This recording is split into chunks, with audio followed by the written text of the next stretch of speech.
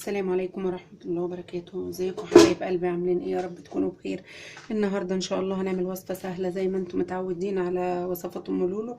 وهنبسطها بطريقة سهلة جدا بإذن الله علشان المعلومة توصل ليكم، ويا رب الوصفة ان شاء الله تعجبكم. النهارده هنعمل شيش طاووق. شيش طاووق طبعا كل معروف عارف ان الوصفة دي سهلة وحلوة جدا، يعني ما فيهاش دهون ولا الكلام ده، فبتبقى خفيفة يعني شوية علينا في الاكل. احنا هنقول معانا المقادير. بسم الله الرحمن الرحيم. معانا نص كيلو وراك مخلي ومقطعينه مكعبات بالشكل ده، تمام. ومعانا طماطم. الطماطم دي احنا واخدينها مقطعينها، مش لازم طماطم شيري والكلام ده، احنا بنتصرف يعني اللي موجود عندنا في البيت بنتصرف بيه. الطماطم ده احنا شايلين القلب بتاعها اللي جوه والبذر، واخدين الجلد كده اللي بره، تمام. والبصل برضو هنا مقطعينه تمام مكعبات علشان لما نحطه في الشيش بتاعنا. والفلفل برضو الرومي مقطعينه كده قطع صغيرة. ومعانا صلصة، هناخد منهم معلقتين صلصة. ومعانا التوابل بتاعتنا ملح وفلفل وبابريكا، والكركم ده هيزيد من طعم الشيش طاووق وهيخليه حلو جدا. ومعانا توم باودر وبصل باودر. وكده معانا نص فنجان زيت صغير، ومعانا خل ونص فنجان زيت، ومعانا كوباية زبادي. لو ما عندكيش زبادي ممكن تستخدمي لبن رايب، ممكن تستخدمي لبن حليب عادي جدا، تمام. ومعانا يا بنات في الطاسة دي ورقتين لورا وفصين حبهان. اول ما هنبتدي هنقول بسم الله الرحمن الرحيم. هنشوف هنعمل ايه. هنحمص ورقتين اللورا وفصين الحبهان دول على البوتاجاز ونشوف هنعمل ايه. احنا هنا مشينا على النار ورقتين اللورا وفصين الحبهان، تمام. وهنيجي نحط التوابل بتاعتنا عليها كده بالشكل ده، يعني تسخينه بسيطه بس كده وهنطفي.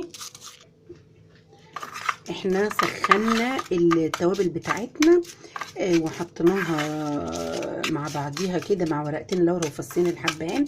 هي ما بتاخدش لحظه على البوتاجاز، تمام. احنا كده علشان هتدي ريحه، يعني بصي انا ما اقولكيش على الريحه بسم الله ما شاء الله، وانت يعني وانا محمصاها دلوقتي تحميصه خفيفه، ما اقولكيش على الريحه بسم الله ما شاء الله عامله ازاي. احنا هنعمل ايه يا جماعه؟ هنا حطينا الخل بتاعنا والزيت والزبادي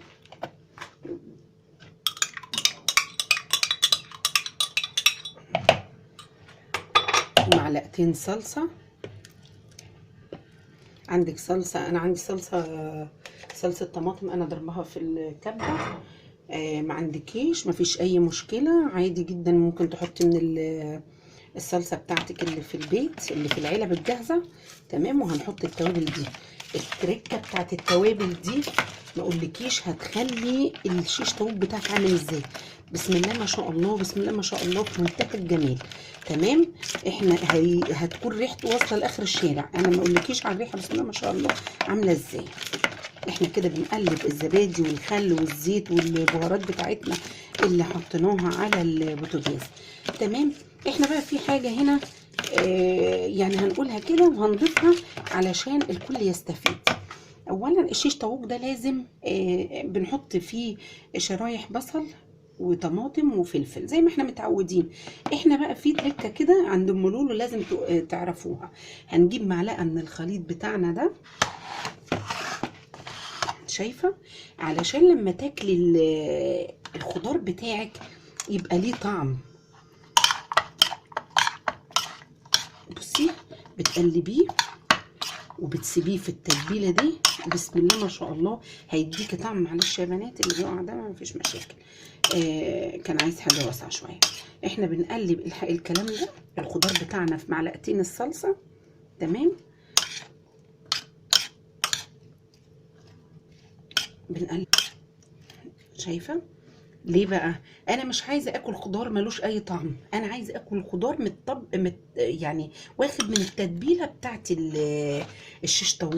فلازم هعمله كده واسيبه خلاص في الخلطه دي.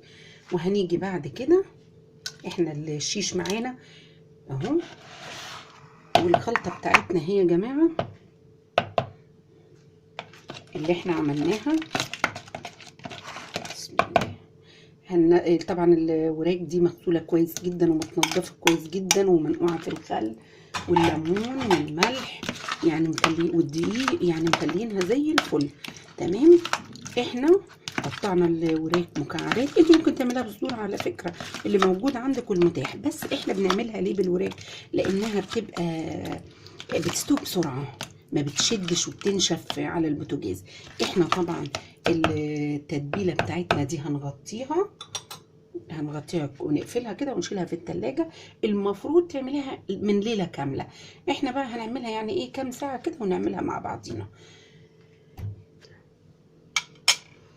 اهو يا حبايبي احنا قعد معانا كام ساعة الشيش طاووق، قعد شايفة اتشرب من التتبيلة ازاي. وما عندكيش فكرة حتة التوابل دي لما بتحمصيها بالملح والفلفل الاسود والكركم والثوم البودرة والبصل البودرة، حطيتيهم حبة كده على النار، بيفرق جدا يا جماعه والله العظيم في الطعم. احنا عندنا هنا الشيش، وطبعا الطماطم متبله والبصل والفلفل الرومي. تمام. وهنا كده اتشرب من التتبيله برده بتاعته. احنا ما كملناش برده ايه 5 ساعات يعني، عشان ايه للامانه انت لو بيتيه في التلاجة هيبقى تحفه تحفه تحفه. ولو كمان انما انا بقى مستعجله وعايزه اعمله، فمضطره ان انا ايه ما اخرش يعني. بسم الله الرحمن الرحيم. احنا هناخد القطع الصغيره، انت بتقطعيه صغير. تمام. احنا الشيش ده يا جماعه عاملينه بايدينا، حاجة مضمونة وجميلة. بصي احنا بناخد من الشرايح دي. تمام. انا على فكرة قصة الشيش عشان انا عندي الطاسة بتاعتي صغيرة. تمام يا جماعة. هنا كده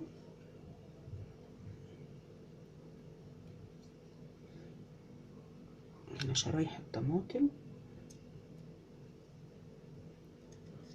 معلش هو جامد شوية، احنا هنحاول نوسع فيه عشان كل حاجة تاخد ايه وضعها في السوا. تمام. والبصل برضو احنا كل التتبيله بتاعتنا واخده ريحه في منتهى الجمال. انت حط بقى الخضار على حسب مزاجك. تمام. انا حبيت بس اوريكم الشكل هيبقى ازاي، وبعد كده هنوريكم طريقه السوا، وهنعمل الكميه دي وارجع لكم. وهو يا حبايبي احنا معانا طاسه على البوتاجاز فيها معلقه زيت، وهنشوف هنسوي الشيش بتاعنا ازاي. طبعا لازم تسخن،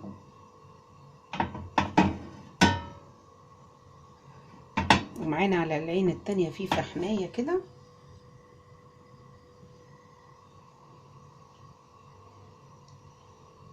بسم الله الرحمن الرحيم.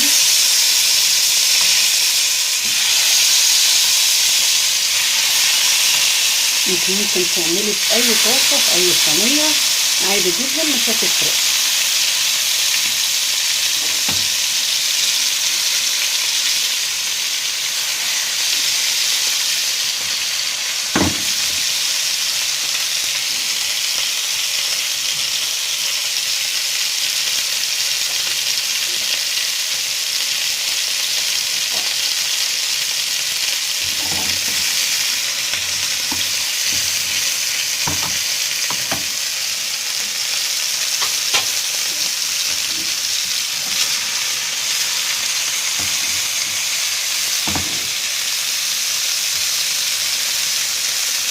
بسم الله ما شاء الله على الريحه يا جماعه، في منتهى الجمال في منتهى الجمال.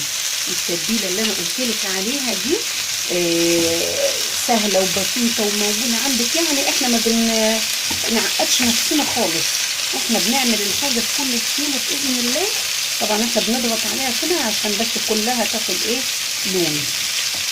بسم الله ما شاء الله على الريحه. التوابل لما حمصتيها التحميصه دي اقسم بالله في منتهى الجمال، لما يعني مجرد ان انت بس حمصتيها وحطيتيها على التتبيله بتاعتك بتدي طعم وريحه في منتهى الجمال. يعني ما اقولكوش على الشيش دلوقتي طعمه ريحته عامله ازاي. احنا طبعا هياخد وش من تحت وبعد كده هنرجع نشوف عملنا ايه. وهي يا حبايبي شكل الشيش بعد ما استوى ده ما شاء الله في منتهى الجمال. الريحه ما اقولكيش كفايه ما شاء الله، جميل جميل يعني. وبصي حاجه مضمونه 100%. والبهارات لما حمصتيها على البوتاجاز كانت في منتهى الجمال، مديه ريحه للشيش رائعه. احنا هنا معانا ورقه صغيره فيها فويل، في ورقه الفويل فيها معلقه زيت، ومعانا فحم على البوتاجاز. هنجيب الفحمه المولعه ونحطها بالشكل ده في الزيت. طبعا هي كبيره شويه، ما اقولكيش على الريحه. احنا هنكتب كده على الشيش حطينا عليه وغطينا بالشكل ده. ما اقولكيش بقى على الريحه ما شاء الله.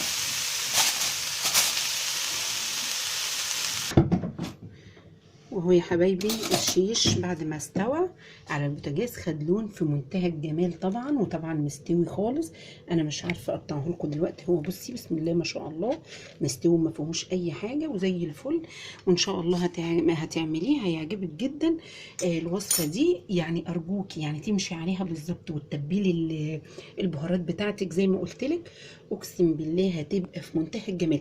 انت بتشم الريحه كده بتاعتك وهي نيه بس كده بتفتح النفس، فما بالك بقى لما بيستوي. انا ما اقولكيش على المطبخ بتاعي ما شاء الله الريحه ما شاء الله جميله وانا بعمله.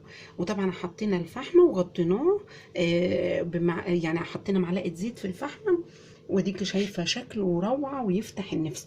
هتعمليه ان شاء الله على طريقتي هيعجبك جدا، وان شاء الله هتجربي وصفاتي كلها باذن الله هتنال اعجابكم. ويا ريت لايك وشير وسبسكرايب عشان يوصل لكم كل جديد باذن الله يا حبايبي. والسلام عليكم ورحمه الله.